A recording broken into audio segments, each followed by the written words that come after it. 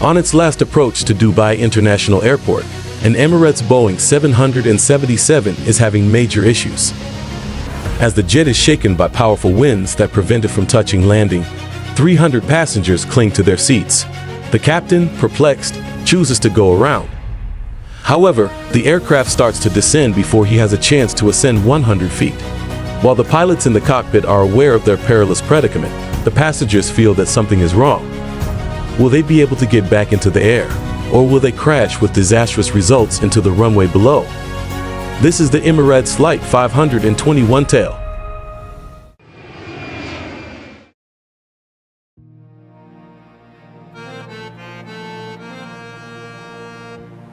In 2016, 282 people boarded an Emirates Boeing 777 at the airport in Thiruvananthapuram, near the southern point of India, on a clear summer morning.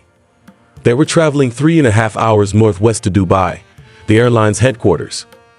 Though there were 20 various nations represented on board, including several from the United States, the United Kingdom, Turkey, and my own country of Ireland, the bulk of the passengers were from India. The trip to Dubai was only a layover for a lot of travelers en route to their ultimate destination. A 34-year-old captain was up in the cockpit getting the plane ready to take off.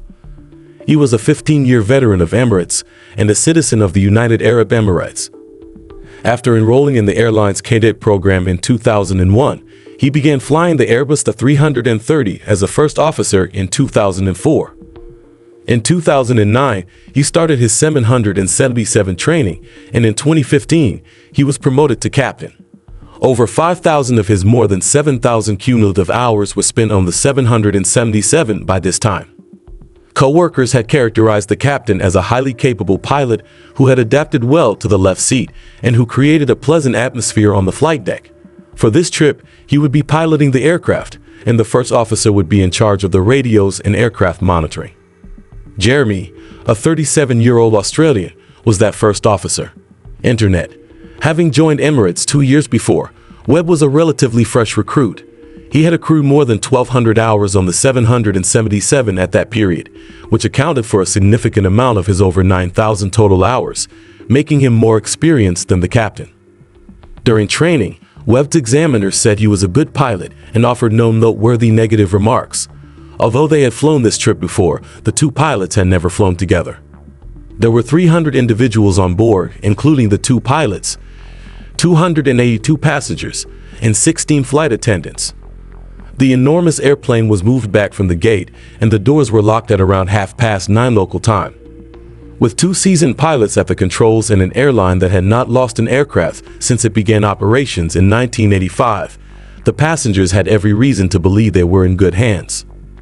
However, as the plane made its final approach to Dubai, the unthinkable would occur. Flight 521 lined up on the runway after a brief taxi ride. The aircraft was in the air in a matter of seconds when the pilot pushed the enormous engines to take off thrust. The skipper activated the autopilot shortly after takeoff. Up until a few minutes before landing, it would maintain control of the aircraft. The pilots proceeded out over the clear blue Arabian Sea after climbing straight up to the cruising height of 36,000 feet. The cabin staff moved along the aisles to provide food and beverages as the aircraft ascended. It was one of the shortest journeys in the airline's extensive network, and the mood was serene. After a few hours, Flight 521 was above Oman and about ready to start descending into Dubai below. The first officer needed to be briefed by the captain on the approach and landing. When the pilots received the most recent weather forecast from Dubai, it didn't seem good. When it came to clouds, the day was bright, but the wind was erratic and the dust decreased vision. The captain made the decision to brief an approach into runway 12 lighters and the opposite direction, runway 30 lighters, at Dubai because to the fluctuating wind circumstances. Almost always, planes take off and land in the wind. This is because it takes up less runway, which gives the pilots more room in case anything goes wrong. As the captain briefed the approach this afternoon, the wind was blowing at 15 knots from a direction of 110 degrees. In essence, this was the ideal headwind for Dubai's runway 12 letters. The plane's landing speed on this particular day was determined by the pilots to be 147 knots. An airspeed of 147 knots would result in a touchdown ground speed of 147 knots in the absence of wind. However, Flight 521 would have a ground speed of 132 knots and an airspeed of 147 knots at landing due to the 15-knot breeze this afternoon. Additionally, stopping a jet moving at 130 knots is much simpler. 2 knots as opposed to 147 knots, which is the speed at which one would go in the absence of wind. Simply turn things around for a tailwind now. With a 15-knot tailwind and a velocity of 147 knots, the ground speed upon touchdown is 162 knots. The aircraft would need to utilize a lot more runway to halt since this is so quick. As a result, the amount of tailwind that aircraft may use to land is strictly limited. This limit is 15 knots for the 777. The 40-knot limit for crosswinds gives you an idea of how severe this is. As a result, the pilots would work with air traffic control to land on the runway with the strongest headwind. This would be difficult to organize for this afternoon. The nation's National Meteorological Center has issued a wind shear warning, indicating moderate wind shear for all of Dubai's runways. An abrupt shift in wind direction or speed over a short distance is called wind shear. The pilots of Flight 521 would have to circle right away if they came across it while approaching the runway, since it is a major hazard to planes of all kinds. Dubai is susceptible to wind shear originating from a sea breeze due to its coastal location. When the land warms more quickly than the water throughout the day, a sea wind is created. The air rises because it becomes hotter above the land. It is replaced by the air above the sea as it rises. During the summer, sea winds may be quite powerful and reach up to 50 kilometers per hour, or 27 knots. Anticipating that wind shear may provide a challenge during the approach, the captain informed the first officer of the wind shear escape maneuver. The maneuver required the pilot, in this case the captain, to press the throttle lever's takeoff go-around button, make sure the flight mode annunciator was in toga mode, make sure the throttles had advanced to go-around power, retract the speed brakes, keep an eye on the aircraft's performance, and refrain from raising the landing gear or flaps until wind shear was no longer an issue. Additionally, the method required that the pilot be prepared to manually push the throttles to go around power in the event of extreme wind shear, rather than relying on the autopilot to do so. First Officer Webb, who was in charge of pilot monitoring throughout the maneuver, was to make sure that maximum thrust had been set, confirm that all necessary measures had been taken, and alert the captain to any emissions. After the briefing, aircraft 521 started descending in the direction of Dubai. As they buckled up and prepared to land, the passengers were oblivious to everything. All they knew was that it was really hot and a little windy where they were going. However, a large number of the travelers will not even be entering Dubai. They reasoned that because they would just be waiting for the next aircraft at the airport, the weather would not matter to them. The captain adjusted the plane's flap arrangement, touchdown speed, and flight management system. With flaps 30, a final approach speed of 152 knots, and a touchdown speed of 147 knots, Flight 521 will be landing. According to the most recent wind data, the pilots touched down with a tailwind of 13 knots.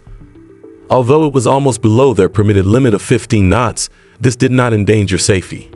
The runway in Dubai is 12,000 feet long, and both pilots were skilled at landing there. However, the pilots were expecting more than just wind shear from a sea breeze when they landed. This afternoon, the temperature in Dubai reached an incredible 48 degrees Celsius, or 118 degrees in American English. The issue with such temperatures is that thermals or pockets of heat start to bubble up from the hot earth, particularly from surfaces that heat up fast, such taxiways and runways. Even in the absence of wind shear, this may jeopardize an aircraft's stability during final approach. The pilots would have to stay ahead of the game on this approach to Dubai, no matter how skilled they were. They started talking about their past experiences with wind shear as they fell. The captain said that he had encountered it twice in June, but it went smoothly since they had just completed a go-round as usual.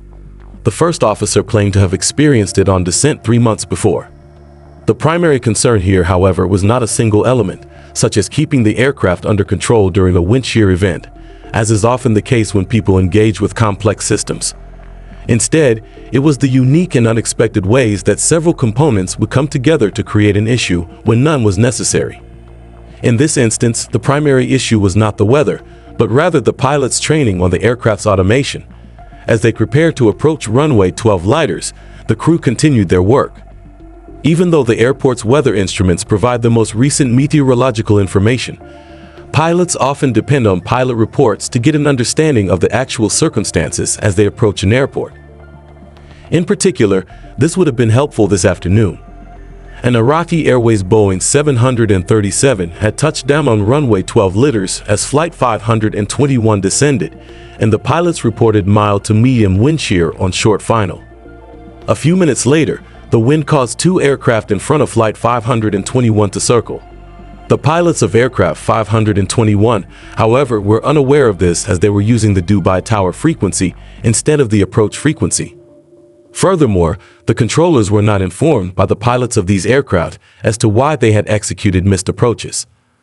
Consequently, the controllers failed to inform Flight 521 that wind shear was now causing many planes to circle. As a result, the pilots were now only partially aware of the circumstances at the airport. The pilots of Flight 521 were previously briefed this technique for runway 12 left, which included rising to 3,000 feet, among other things. However, pilots are meant to be expecting a missed approach for every landing they make. Flight 521 was turned over to Dubai Tower in a matter of minutes. Two 777s landed in front of them without any problems. The runway was now a little more than a minute away. The pilots adjusted the flaps to 30 degrees, armed the wing spoilers, and lowered the landing gear. Panels on the wings known as spoilers appear as the aircraft lands. They are very helpful in slowing down the aircraft because they not only significantly lower the lift produced by the wings, but they also press the aircraft down into the runway by diverting the fast-moving approaching air upward, which increases the effectiveness of the wheel brakes. By setting the speed brakes to the armed position, the pilots made sure that the handle would automatically move to the fully extended position without the pilots having to do anything when the wheels touched down, or more precisely, when weight was registered on the main wheel sensors. The 777 was prepared for landing with the landing gear locked down, speed brakes engaged, and flaps in place. In order to serve as a reminder of the missed approach altitude and to ensure that the autopilot would already be set to ascend to it in the event of a missed approach, the first officer set the autopilot panel at 3,000 feet. After allowing aircraft 521 to land, the controller told them to use taxiway Mach 9 to leave the runway. Additionally, the controller reported 340 degrees of wind at 11 knots.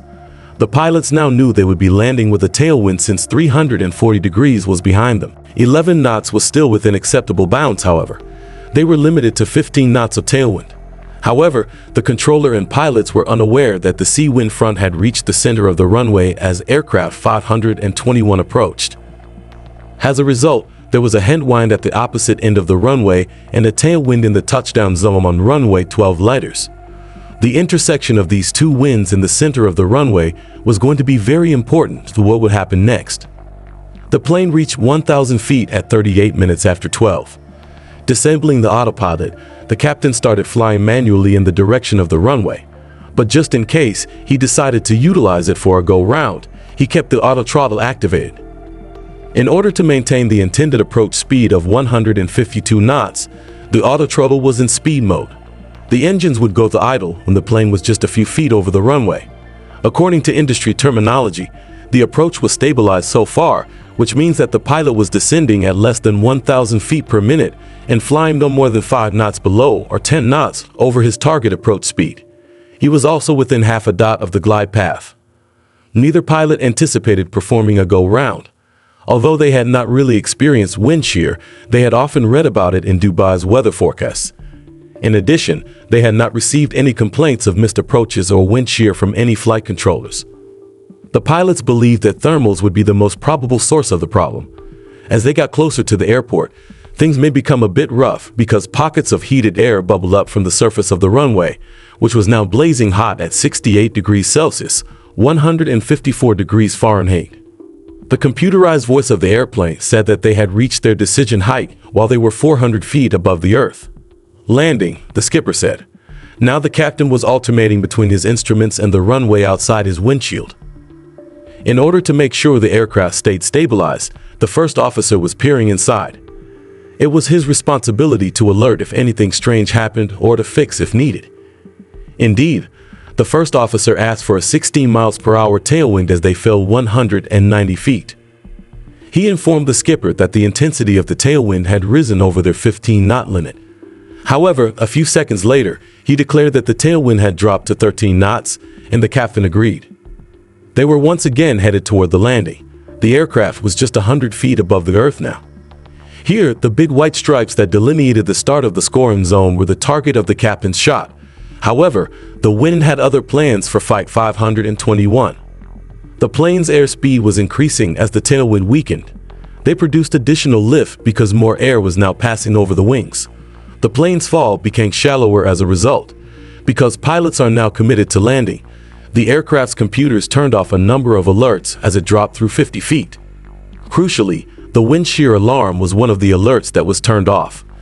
To ensure a smooth landing, the captain began to flare the aircraft about 40 feet over the runway by slightly raising the nose. Instead of starting this flare at 40 feet above the runway, he should have started it at 20 to 30 feet. However, 10 feet more is typically not a huge problem, but this was not going to be your typical landing. The plane's airspeed continued to rise as the headwind became stronger. Once again, to differentiate between airspeed and ground speed, airspeed is what propels an aircraft forward. A plane's airspeed is 10 knots even if its ground speed is 0, if it is standing still on a runway and the wind is blowing at 10 knots. A slower fall results from more lift caused by a stronger headwind, which also increases velocity. As it coasted straight over the 1,000-foot marks, where it should have landed, Flight 521 started to float less than 30 feet over the runway. At this point, the aircraft was 11 knots faster than its intended approach speed, reaching 158 knots. The auto throttle switched from speed mode to idle mode as it got closer to the runway, and the engines returned to idle. The headwind abruptly increased in strength at a height of just 13 feet above the runway, but the pilots were not monitoring their airspeed and were unaware of this. The plane's velocity increased to 165 knots due to this headwind, which was 18 knots faster than its intended landing speed. It was wind shear. However, the wind shear warning did not sound since the aircraft was below 50 feet. The pilots believed they were experiencing thermals, which are hot pockets of air that rise up from the runway, even though the aircraft was now barely descending. With the main wheels gliding along in anticipation of ground contact, the aircraft was now just 10 feet over the runway. The aircraft wasted valuable runway space that might have been used for landing and stopping every second it was in the air. The runway in front of it was growing shorter and shorter, while the runway behind it was getting longer and longer. This already dire situation was about to grow much worse. Everyone on board the airplane would be in risk of dying in the next few seconds as a result of a very regrettable chain of circumstances. The aircraft rolled slightly to the left when the wind abruptly changed direction. The pilot rolled the aircraft back to the right to fix this. However, the aircraft was now so low that the right main wheels touched the ground as a result of this straightforward input. As soon as the gear lifted off again, the speed brakes swiftly retracted to their original position after deploying. The pilots were unaware that they had made contact with the ground since it was so gentle. Encouraged by a steadily growing breeze, the aircraft seemed utterly reluctant to land. In an attempt to get his jet onto the runway, the captain dropped the nose, but it just continued to float. Tunnel vision was plaguing the captain. He would have realized that he was just a few feet above the earth if he had checked his radio altimeter. The aircraft would settle on the runway if he only pushed the control column forward a little more. But he was looking out. The aircraft abruptly issued a warning. This informed the pilots that they had flown much beyond the point at which they should have touched down, more than 33% of the way down the runway. The pilots had to detour around because of this warning. By pressing the toggle button, the captain instructed the auto throttle to advance the throttles in order to bypass power. He continued to think that he had not been able to touch down because of hot air billowing up from the runway. This wasn't a completely implausible conclusion given that neither air traffic control nor other pilots had reported any wind shear, but the reality remained that wind shear was the only possible cause of the enormous increases in velocity that were shown on his instruments. Under this erroneous assumption, however, the skipper started using the standard go-around operation instead of the wind shear escape maneuver. At this point, a weakness in the pilot's training would become relevant. Neither he nor the first officer had ever performed a go-round below 50 feet, either in the simulator or in real life. He had always performed go-rounds at a minimum of 50 feet above the ground. This was just a situation they had never encountered before. This was significant because the pilots would now be caught in a trap created by a crucial safety element in the automation of the 777.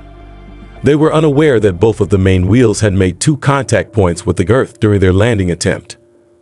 The tow switch, which the captain would use to instruct the autothrottle to give go-round thrust, was turned off at that point. This was a great design by Boeing to stop pilots from doing a go-round while already on the ground. Although not very properly, this function was mentioned in the pilot's instruction handbook. It was not, however, emphasized in the captain's first and subsequent training. All of this ensured that the throttles remained at idle when he touched the toga button. It was landing, as far as the aircraft was concerned. Additionally, the pilots were going about as far as they were concerned. The aircraft started to ascend as the pilot retreated in his control column. The fact that their engines were plainly at idle was not recognized by either pilot. The autothrottle should have been in idle mode at Toba, but they failed to see this on their main flying displays. Furthermore, the captain was so engrossed in the situation that he failed to notice that the throttles in his right hand had not advanced. They had returned to their inactive state. Now Flight 521 was quickly losing speed as it climbed away from the runway. The flaps were raised to 20 degrees by the first officer as part of the go-around operation. He declared positive rate as they ascended above 50 feet, and the captain pulled out the landing gear. The 2 pilots continued to ignore the idle thrust shown by the engine indicators despite increasing the flaps and the gear. Additionally, increasing the gear made their speed issue worse. Raising the gear was okay in a typical go-around, which is what the pilots were doing. However, the pilots were expected to maintain the gear extended in order to perform a wind shear escape maneuver, which is what they should have been doing.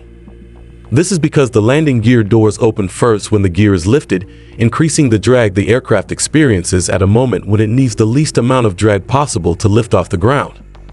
Once again, however, the pilots were unaware that they ought to have been performing the wind shear escape maneuver.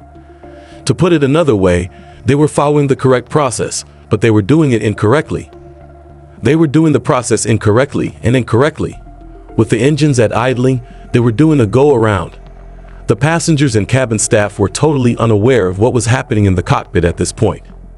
They were just as unaware as the pilots that the engines were at idle, even though it was obvious that the aircraft was starting a go-around. The aircraft kept trundling upward, running out of speed still.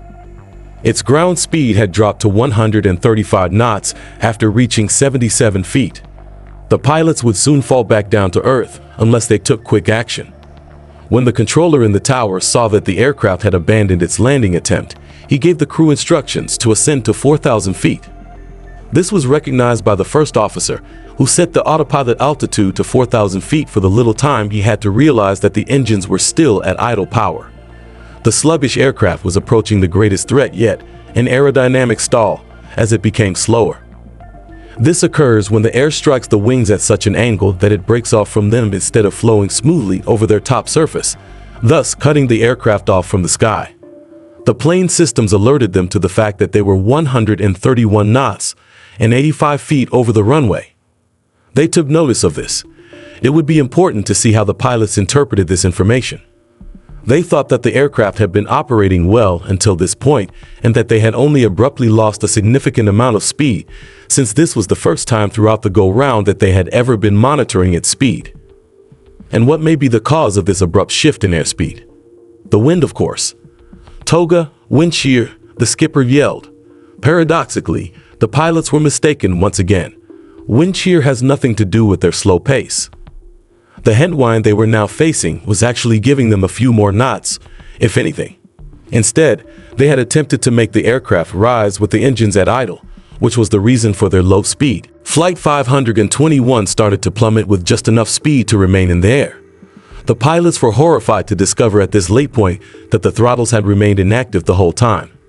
To be sure, the captain pressed the toga button once more after slamming them to full force. Toga was now in auto throttle mode, but it was too late, because doing so would interrupt the airflow over the fan blades and cause them to stall. Jet engines are designed to not spool up immediately upon being directed to run at maximum power. As a result, The 777's engines need a minimum of 6 seconds to go from idle to maximum power. And this was 6 seconds that the aircraft just didn't have, as it was now falling from just 80 feet towards the runway. Upon seeing the low velocity, the first officer said, "Check speed." The flying computer added a warning of its own. However, it was too late. The 777 crashed into the runway 3 seconds after the pilots finally used full power, and just 18 seconds after they had made the decision to circle. The right engine and right landing gear were entirely sheared off by the crash, had not completed the retraction. The jet slid over the edge of the runway after spinning around and skidding on its left engine and belly. Fire erupted from the right wing when it eventually came to rest at the end of the runway. As the airplane started to catch fire, rescue trucks rushed to the site. Within 90 seconds, the first fire truck reached the site, and the firemen immediately began spraying foam on the aircraft. There was chaos on board when the approximately 300 passengers started to rush out of the airplane via the few functional emergency exits. The emergency chutes themselves, which had been blown up against the exits by the wind or smoke, obstructed the other exits, leaving just 3 of the 10 functional. Overall, it took over 7 minutes for the last person to be removed, as opposed to the legally mandated 90 seconds. The senior cabin crew member and the captain were the last people on board, searching the smoky cabin on oxygen for any surviving passengers in the burning aircraft when the center wing tank detonated. A fireman was killed when they sent a fragment of the right wing flying off and struck him. The captain and a senior member of the cabin staff then hurriedly left. Everyone on board the plane made it out alive.